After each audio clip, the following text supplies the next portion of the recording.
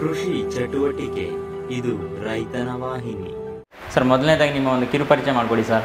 ನನ್ನ ಹೆಸರು ಪುನೀತ್ ಕುಮಾರ್ ಅಂತೇಳಿ, Magadi road Tavarekere Videeksha agro farm ಅಂತೇಳಿ ಲಾಸ್ಟ್ 2 ವರ್ಷದಿಂದ ಈ ಫಾರ್ಮ್ನ ನಡೆಸ್ತಾ ಇದ್ದೀನಿ ಸರ್. ಓಕೆ ಸರ್, ಏನು ಸರ್ ಈ ಫಾರ್ಮ್ನ ನಡೆಸ್ತಿರೋ ಪರ್ಪಸ್ ಏನಿದೆ ಸರ್ ಇದ್ರದ್ದು? ಸರ್, ನನ್ನ ಕೈಯಲ್ಲಿ ನೀವು ನೋಡಿರ್ಬೋದು, ಸೊ ಇದು ಲಿಲಿಪುಟ್ ಅಂತೇಳಿ, ಓಕೆ, ಈ ಮತ್ತು ಟಾಯ್ ಬ್ರೀಡ್ ಅಂತ ಹೇಳ್ತೀವಿ ಇದನ್ನು. ಸೊ ನಮ್ಮಲ್ಲಿ ಇರೋವಂಥದ್ದೆಲ್ಲನೂ ಟಾಯ್ ಬ್ರೀಡು ಮತ್ತು ಪಿಗ್ನಿ ವೆರೈಟಿ ಪ್ರಾಣಿಗಳೇ ಇರುವಂಥದ್ದು.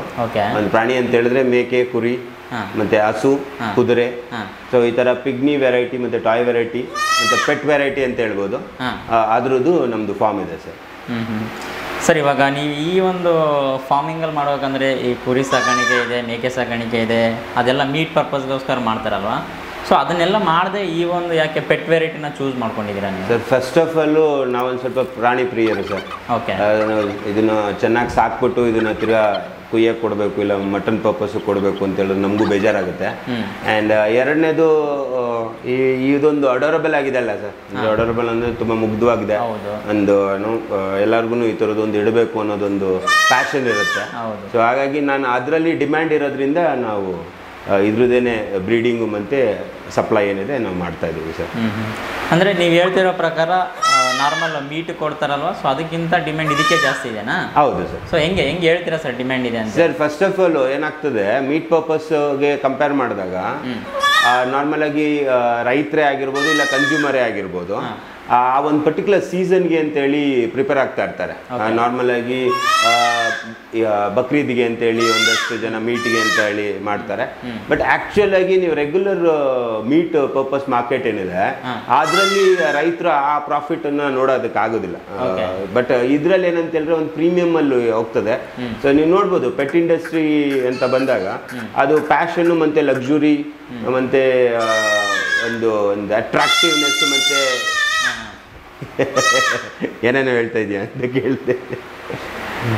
ಓಕೆ, ಸೊ ಮೀಟ್ ಪರ್ಪಸ್ ಮತ್ತು ಪೆಟ್ ಇಂಡಸ್ಟ್ರಿ ಅಂತ ನಾವು ನೋಡಿದಾಗ ಸರ್, ಪೆಟ್ ಇಂಡಸ್ಟ್ರಿಲಿ ನಿಮಗೆ ಲಕ್ಸುರಿ ಮತ್ತು ಪ್ಯಾಷನ್ ಅಂತ ಬರುತ್ತೆ ಸರ್. ಸೊ ಆ ಕ್ವಾಲಿಟಿಗೆ ನಿಮಗೆ ದುಡ್ಡಿದೆ. ಸೊ ನಿಮ್ಮ ಮೀಟ್ ಪರ್ಪಸ್ಗೆ ಅಂತ ಬಂದಾಗ ಲೈಕ್ ಆ್ಯಸ್ ಯೂಶುವಲ್ ಒಬ್ಬ 600 ಕೊಡ್ತಾರೆ, ಒಬ್ಬ 700 ಕೊಡ್ತಾರೆ, ಬೇರೆ ಬೇರೆ ತಳಿ. ಸೊ ಅದ್ರಲ್ಲಿ ಕಾಂಪಿಟೇಷನ್ ಕೂಡ ಇದೆ. ಬಟ್ ಈ ಪೆಟ್ ಬ್ರೀಡಲ್ಲಿ ಆ ಥರ ಕಾಂಪಿಟೇಷನ್ ಇಲ್ಲ ಸರ್. ಕಂಪ್ಯಾರಿಟಿವ್ಲಿ ಲೈಕ್ ನೀವು ಡಾಗ್, ಕ್ಯಾಟ್ ಮತ್ತು ಬೇರೆ ಯಾವುದೇ ಒಂದು ಸಾಕು ಪ್ರಾಣಿಗಳು ಅಂತ ನೀವು ನೋಡಿದಾಗ ಇವಾಗ ನಾವು ನಮ್ಮ ಪ್ರಯತ್ನ ಏನಂತ ಹೇಳಿದ್ರೆ ಅದೇ ಒಂದು ಲೈನಲ್ಲಿ ಈ ಒಂದು ಪ್ರಾಣಿಗಳೂ ಸೇರ್ಪಡೆ ಆಗಲಿ ಅನ್ನೋದು ನನ್ನ ಪ್ರಯತ್ನ ಸರ್. ಆ್ಯಸ್ ಎ ಜನರಲ್ ಆಡಿಯನ್ ಆಗಿ ಥಿಂಕ್ ಮಾಡೋದಾದರೆ ನಮಗೆ ಇಮಿಡಿಯೇಟಾಗಿ ಮೈಂಡಲ್ಲಿ ಬರೋದು ಒಂದು ನಾಯಿ, ಬೆಕ್ಕು, ಮೊಲ, ಸೊ ಈ ಥರ ಪ್ರಾಣಿಗಳು ಬರುತ್ತೆ. ಸೊ ಈ ಆಡನ್ನ ಪೆಟ್ಟು ಆಗಿ ರಿಸೀವ್ ಮಾಡ್ಕೊಂತಾರ ಸರ್ ಆಡಿಯನ್ಸ್? ಸೊ ಆಲ್ರೆಡಿ ಯಾರಾದ್ರೂ ರಿಸೀವ್ ಮಾಡ್ಕೊಂಡಿರೋದು? ಹೌದು. ಫಸ್ಟ್ ಆಫ್ ಆಲ್ ಪೆಟ್ ಅಂತ ಬಂದಾಗ ಒಂದು ಕಂಪ್ಯಾನಿಯನ್ ಅಷ್ಟೇ ಸರ್. ಆ ಪೆಟ್ಟಿಂದ ಏನು ಲವ್ ಅಂಡ್ ಅಫೆಕ್ಷನ್ ಬಿಟ್ಟು ಬೇರೆ ಏನು ಅದನ್ನ ಅವರು ಪ್ರಾಣಿಯಿಂದ ಏನು ಎಕ್ಸೆಪ್ಟ್ ಮಾಡ್ತಾ ಇರಲ್ಲ. ಬಟ್ ಇವಾಗ ನೀವು ಒಂದು ನಾಯಿ ಮತ್ತೆ ಬೆಕ್ಕು ಅನ್ನೋ ವಿಚಾರ ತೆಗೆದಾಗ ಸಾಕಷ್ಟು ಒಂದು ವರ್ಷಗಳಿಂದ, ಒಂದು 10 ವರ್ಷದಿಂದ ನಮ್ಗೆ ಸಮಸ್ಯೆ ಏನು ಬರ್ತಾ ಇದೆ ಅಂದ್ರೆ, ಈ ಅನಿಮಲ್ ಕ್ರೂಯಲ್ಟಿ ಆಕ್ಟ್ ಅಂತ ಹೇಳಿ ಏನು ಒಂದು ಕಾನೂನು ಏನಿದೆ ಅದರಲ್ಲಿ ಈ ನಾಯಿ ಸಾಕಾಣಿಕೆ ಮತ್ತೆ ಬ್ರೀಡಿಂಗು, ಮಾರ್ಕೆಟಿಂಗ್ ಅಲ್ಲಿ ಸಾಕಷ್ಟು ತೊಂದರೆಗಳು ಅನುಭವಿಸ್ತಾ ಇದ್ದಾರೆ. ಅಂಡ್ ಎರಡನೇದು, ಮುಂದಿನ ದಿನಗಳಲ್ಲಿ ನಾವು ನಾಯಿ, ಬೆಕ್ಕುನ ಅದೇ ರೀತಿಯಲ್ಲಿ ಮಾರ್ಕೆಟ್ ಬೂಮ್ ಆಗ್ತದೆ ಅನ್ನುವಂಥದ್ದು ಚಾನ್ಸಸ್ ತುಂಬ ಕಮ್ಮಿ ಕಾಣಿಸ್ತಾ ಇದೆ. ಅಂಡ್ ಎರಡನೇದು, ಆ ಒಂದು ಪೆಟ್ ಇಂಡಸ್ಟ್ರಿಗೆ ಏನಾರ ರಿಪ್ಲೇಸ್ಮೆಂಟ್ ಬೇಕಲ್ಲ ಸರ್. ಸೊ ರಿಪ್ಲೇಸ್ಮೆಂಟ್ ಅಂತ ಆದಾಗ ಅದರಲ್ಲಿ ಆದಾಯನೂ ಕೂಡ ಇರಬೇಕು. ಅಂಡ್ ಎರಡನೇದು, ಅವ್ರದ್ದು ಒಂದು ಏನೊಂದು ಪ್ಯಾಷನ್ ಏನಿದೆ ಟುವರ್ಡ್ಸ್ ದಿ ಪೆಟ್ ಅದನ್ನು ಫುಲ್ಫಿಲ್ ಆಗಬೇಕು ಅಂತೇಳಿ ನಾವು ಈ ಒಂದು ವೆರೈಟೀಸ್ಗಳಲ್ಲಿ ನಾವು ಕೆಲಸ ಮಾಡ್ತಾ ಇದ್ದೀವಿ ಸರ್. ಓಕೆ, ಈ ಪೆಟ್ ಎಲ್ಲಿ ಸಿಗುತ್ತೆ ನಮಗೆ? ಸೊ ಎಲ್ಲಿಂದ ಇದು ಸಿಗುವಂಥದ್ದೇ ಒಂದು ಚಾಲೆಂಜ್ ಆಗಿರೋದು ಸರ್. ಯಾಕಂತ ಹೇಳಿದ್ರೆ ಇದು ಮೋಸ್ಟ್ ಆಫ್ ದಿ ಇದು ಬ್ರೀಡಿಂಗ್ ಆಗಲಿ, ಇದ್ರದ್ದು ಅವೈಲಬಿಲಿಟಿ ಆಗಲಿ ನಮ್ಮ ಲೋಕಲ್ ತಳಿಗಳು ಆಯಿತು ಅಂತ ಹೇಳಿದ್ರೆ ನಮಗೆ ಏನಿದ್ರು ನಾರ್ತ್ ಇಂಡಿಯಾದಲ್ಲೇ ಸಿಗುವಂಥದ್ದು. ಅಂದರೆ ಕಾಶ್ಮೀರಿ ಮತ್ತು ಆ ಒಂದು ಶ್ರೀನಗರು, ಟಿಬೇಟು, ಈ ಒಂದು ಬೆಟ್ಟಗುಡ್ಡ ಪ್ರದೇಶಗಳಲ್ಲೇ ನಮಗೆ ಈ ಒಂದು ವೆರೈಟಿಗಳು ಸಿಗುವಂಥದ್ದು. ಟಾಯ್ ವೆರೈಟೀಸ್ ಅಂತ ಹೇಳ್ಬೋದು, ಇಲ್ಲ ಪಿಗ್ನಿ ವೆರೈಟೀಸ್ ಅಂತ ಹೇಳ್ಬೋದು, ಅಲ್ಲೇ ಸಿಗುವಂಥದ್ದು. ಬಟ್ ಇಲ್ಲಿ ಸೌತ್ಗೆ ಬರೋಷ್ಟರಲ್ಲಿ ನಮಗೆ ಸಾಕಷ್ಟು ಖರ್ಚುನೂ ಆಗ್ತದೆ. ಆಮೇಲೆ ಎರಡನೇದು, ಸಾಕಷ್ಟು ಚಾಲೆಂಜಸ್ಗಳು ನಾವು ಫೇಸ್ ಮಾಡಬೇಕಾಗ್ತದೆ. ಯಾಕಂದ್ರೆ ಅಲ್ಲಿ ಆ ಒಂದು ವಾತಾವರಣದಲ್ಲಿ ಇರ್ತದೆ. ಆ ವಾತಾವರಣದಿಂದ ಇವಾಗ ನಿಮಗೆ ಗೊತ್ತು, ಇವಾಗ ಟಿಬೇಟ್ ಇಲ್ಲ ಕಾಶ್ಮೀರಿಂದ ನೀವು ಇದು ತರಿಸ್ತೀನಿ ಅಂತ ಹೇಳಿದ್ರೆ, ನೀವು ಅಲ್ಲಿಂದ ತರುವಾಗ ಅದು ಟ್ರಾನ್ಸ್ಪೋರ್ಟೇಷನ್ ಡ್ಯೂರೇಷನ್, ಆದಮೇಲೆ ಕ್ಲೈಮೇಟ್ ಚೇಂಜ್ ಆಗ್ತದೆ. ಇಲ್ಲಿ ಆ ಒಂದು ಲೋಕಲ್ ಅಲ್ಲಿ ಸೆಟ್ ಆಗೋಷ್ಟರಲ್ಲಿ ಸಾಕಷ್ಟು ಮೊಟಾಲಿಟಿಗಳು ಚಾಲೆಂಜಸ್ ಕೂಡ ಫೇಸ್ ಮಾಡ್ತಾರೆ. ಸೊ ಹಾಗಾಗಿ ಎಲ್ಲ ಇದರಲ್ಲಿ ಡಿಮ್ಯಾಂಡ್ ಇದೆ, ಬಟ್ ಇದು ಸಪ್ಲೈಗಳೇನೆ ಕಮ್ಮಿ ಇದೆ. ಸಪ್ಲೈ ಆದರೂ ಕೂಡ ತುಂಬ ಪ್ರೀಮಿಯಂ ಪ್ರೈಸಲ್ಲಿ ಇಲ್ಲಿ ಸೇಲ್ ಆಗುತ್ತೆ ಸರ್. ಸರ್, ಈ ಒಂದು ಕಾನ್ಸೆಪ್ಟಲ್ಲಿ ನಿಮ್ಮ ಒಂದು ಬಿಸ್ನೆಸ್ ಮಾಡೆಲ್ ಯಾವ ಥರ ಇದೆ ಸರ್? ಬಿಸ್ನೆಸ್ ಮಾಡೆಲ್ ಅಂತ ಹೇಳಿದಾಗ, ಈ ಒಂದು ಲೈಫ್ ಸ್ಟಾಕ್ ಬಿಸ್ನೆಸ್ಸಲ್ಲಿ ಒಂದು ಹೊಸ ಒಂದು ಇಂಟ್ರೊಡಕ್ಷನ್ ಅಂತೇಳಿ ನಾವು ಕನ್ಸಿಡರ್ ಮಾಡ್ಕೊಂಡು, ನಾವು ಬೇರೆ ರೈತರುಗಳಿಗೆ ಮತ್ತೆ ಬೇರೆ ಯಾರೇ ಒಬ್ರು ಇದನ್ನ ಸಾಕ್ತೀನಿ ಅನ್ನೋರಿಗೆ ನಾವು ನಮ್ಮಲ್ಲೇ ಇರುವಂತ ಒಂದು ಬ್ಯಾಚ್ ವೈಸಲ್ಲಿ ಅವರಿಗೆ ಒಂದು 3 ಫೀಮೇಲ್ಸು 1 ಮೇಲು ನಾವೇ ಕೊಟ್ಟು ಅವ್ರಿಗೆ ಎಲ್ಲ ಥರನೂ ಗೈಡೆನ್ಸ್ ಕೊಡ್ತೇವೆ.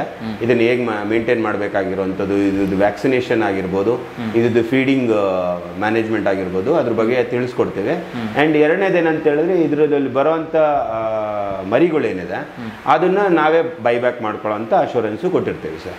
ಸೊ ಮಾರ್ಕೆಟಿಂಗ್ ಎಲ್ಲ ನಮ್ಮ ಕಡೆಯಿಂದ ನಡೆಯುತ್ತೆ. ಆ್ಯಂಡ್ ಎಷ್ಟು ಜನ ಇದನ್ನ ಸಾಕೋದಕ್ಕೆ ಮುಂದೆ ಬರ್ತಾರೆ ಅವರೆಲ್ಲರಿಗೂ ಕೂಡ ನಾವು ಬ್ರೀಡಿಂಗ್ ಪರ್ಪಸಲ್ಲಿ ನಾವು ಸಪೋರ್ಟ್ ಮಾಡೋದಕ್ಕೆ ನಾವು ರೆಡಿ ಇದ್ದೀವಿ ಸರ್. ಯಾವ ಥರ ಜನ ಇದನ್ನ ತಗೋಬಹುದು?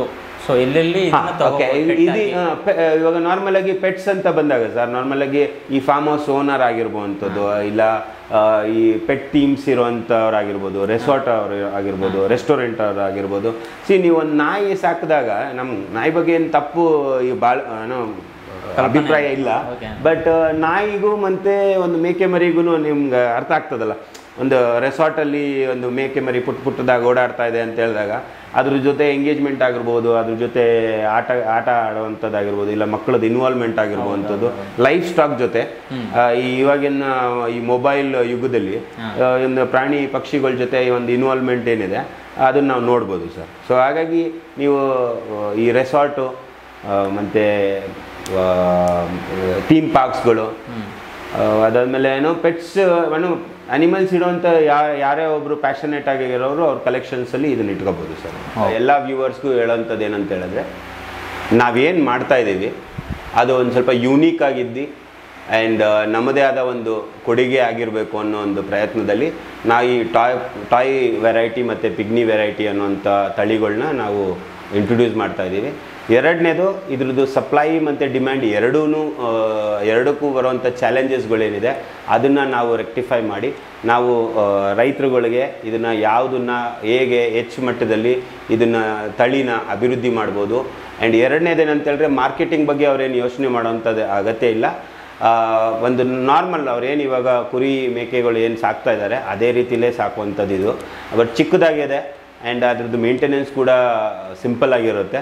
ಆ್ಯಂಡ್ ಔಟ್ಪುಟ್ ಮೀಟು ಮತ್ತು ಬೇರೆ ಒಂದು ಬ್ರೀಡಲ್ಲಿ ಏನು ನೀವು ಮೀಟ್ಗೋಸ್ಕರ ನೀವು ಸಾಕಾಣಿಕೆ ಮಾಡಿ ಮಾರ್ತಾ ಇದ್ದೀರಾ ಅದಕ್ಕಿಂತ ಹೆಚ್ಚಾಗಿ ಇದರಲ್ಲಿ ಲಾಭ ಸಿಗುತ್ತೆ ಅನ್ನೋವಂಥ ನಂಬಿಕೆ ನಾನು ಕೊಡ್ಬೋದು. ಆ್ಯಂಡ್ ಎರಡನೇ ವಿಚಾರ, ಈ ಒಂದು ಪಿಗ್ನಿ ವೆರೈಟೀಸಲ್ಲಿ, ಟಾಯ್ ವೆರೈಟೀಸಲ್ಲಿ ಏನಂತ ಹೇಳಿದ್ರೆ ನಿಮ್ಮಲ್ಲಿ ಕಾಂಪಿಟೇಷನ್ ಇಲ್ಲ ಇಲ್ಲಿ.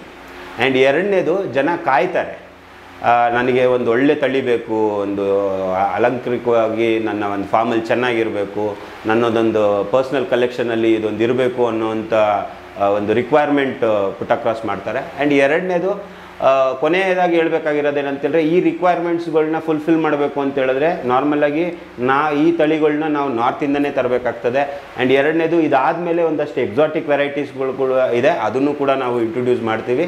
ಈ ನಾರ್ತಿಂದ ನಾವು ತರಿಸ್ತೀವಿ ಅಂತ ಹೇಳಿದಾಗ ನಮಗೆ 2 ಚಾಲೆಂಜಸ್ ಬರ್ತದೆ. ಒಂದು, ಅಲ್ಲಿನ ವಾತಾವರಣದಿಂದ ಇಲ್ಲಿಗೆ ತಂದಾಗ ಇಲ್ಲಿ ಹೊಂದ್ಕೊಳ್ಳೋವಂಥದ್ದು ಕಷ್ಟ ಆಗಿ ಮೊಟಾಲಿಟಿ ಮತ್ತು ಲಾಸಸ್ ಆಗುವಂಥ ಚಾನ್ಸಸ್ ಇದೆ.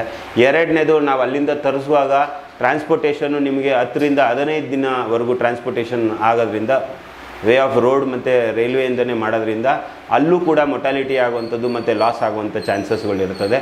ಆ್ಯಂಡ್ ಎರಡನೇದು, ಇಲ್ಲಿ ಬಂದಾಗ ಏನು ಆ ಲಾಸಸ್ ಆಗಿರೋಂಥ ಅಮೌಂಟ್ ಏನಿದೆ ಅದನ್ನು ಇನ್ನು ಉಳಿದಿರೋಂಥ ಜಾನುವಾರು ಮೇಲೆ ಹಾಕೋದ್ರಿಂದ ಅದ್ರದ್ದು ಬೆಲೆ ಏನಿದೆ ಒಂದು 3 times 4 times ಜಾಸ್ತಿ ಆಗಿರುತ್ತೆ.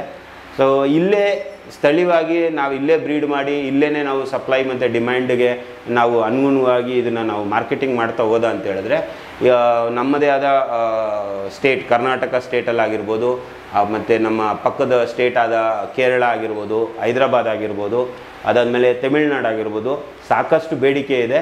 ಆ್ಯಂಡ್ ಎರಡನೇದು ಎಕ್ಸ್ಕ್ಲೂಸಿವ್ ಆಗಿ ನಾವು ಈ ಟಾಯ್ ಬ್ರೀಡ್ ವೆರೈಟೀಸ್ಗಳನ್ನೇ ನಾವು ಮಾಡ್ತಾ ಇರೋದ್ರಿಂದ ನಮ್ಮ ಒಂದು ಕಸ್ಟಮರ್ಸ್ ಯಾರು ಇರ್ತಾರೆ ಅವರು ಇದೇ ಕ್ಯಾಟಗರಿಯವರಾಗಿರ್ತಾರೆ, ಯಾರು ಮೀಟ್ ಪರ್ಪಸ್ಗೆ ಅನ್ನೋಂಥವ್ರು ಯಾರು ಇರೋದಿಲ್ಲ.